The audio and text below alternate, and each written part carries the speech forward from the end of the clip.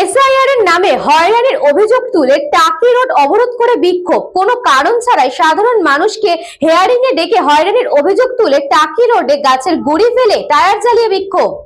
মাটিয়া থানার স্বরূপনগর এলাকায় এসআইআর নিয়ে হয়রানির জন্য রাস্তায় বসে বিক্ষোভ, অবরুদ্ধ টাকি রোড। বিক্ষোভকারীদের অভিযোগ, এসআইআর এর শুনানিতে তারা হাজির হয়ে প্রয়োজনীয় নথি জমা দিয়েছিলেন, তারপর পুনরায় আবার তাদের শুনানিতে ডাকা হয়েছে। নির্বাচন কমিশন তাদেরকে হয়রানি করছে বলে অভিযোগ। অবরোধের জেরে বন্ধ টাকি রোডের যান চলাচল। ঘটনাস্থলে মাটিয়া থানার পুলিশ। অন্যদিকে সন্দেশখালী 1 নম্বর ব্লক সমষ্টি উন্নয়ন দপ্তরের সামনে এসআইআর এর হয়রানির প্রতিবাদে বিক্ষোভ দেখাচ্ছেন তৃণমূল সমর্থক।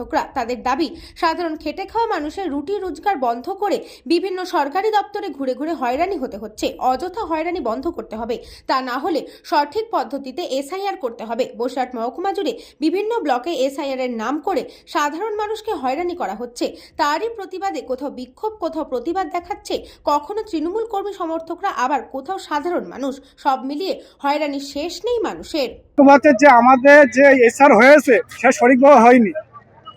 আমাদের সব কাগজপত্র জমা সব ঠিক আছে, নামে ভুল নেই, কিছু ভুল নেই। শুধু আমার ক্ষেত্রে বলছি, আমরা 4-5 ভাই বোনই, কিন্তু আমার 4-5 সবাইকে ফেরত করানো হয়েছে। কেন? আমি বিলেরকে জিজ্ঞেস করে কেন ফেরত হারালো, বলতে 5-6 ভাই বোনের জন্য ফেরত হারালো।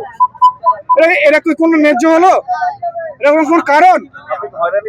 হয়রানির শিকার হচ্ছে, মানে আমার বারবার জমা হচ্ছে, ফেরত আসা হচ্ছে কি জন্য? বিডিও সাহেব এখানে না আসবে এবং আমাদের নথিপত্র সঠিক থাকার কারণেও আমাদের বারবার গরিব মানুষের হেরে যাওয়ার কারণে আমাদের এই রাস্তা অবরোধ থাকবে।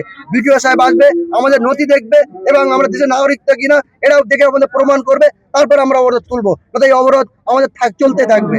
আমাদের হিয়ারিং এ যায়নি, কিন্তু নাম ফেরতের কারণে আমরা নথি দিয়েছি, তারপরেও আবার আমাদের হিয়ারিং এ ডাক পড়েছে। আমাদের নথি থাকার কারণেও বারবার ডাকছে। হ্যাঁ, ইলেকশন কমিশন কি বলেছিল যে যাদের বাবার 2000 সালে নাম থাকবে, তাদের বাবার নাম থাকলে তাদের আর প্রমাণ একটা যে কোনো নথি দিলে তাদের নামটা ফেরত আসবে না।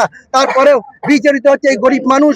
তাই আমরা এই অবরোধ করে গেছি যে আমাদের বিডিও সাহেব এখানে আসুক, আমাদের নথিটা দেখুক।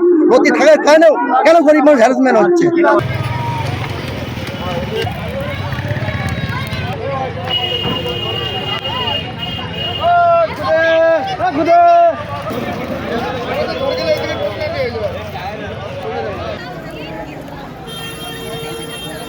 হিঙ্গলগঞ্জ থেকে সুকান্ত দাসের রিপোর্ট, নিউজ বঙ্গ টাইম।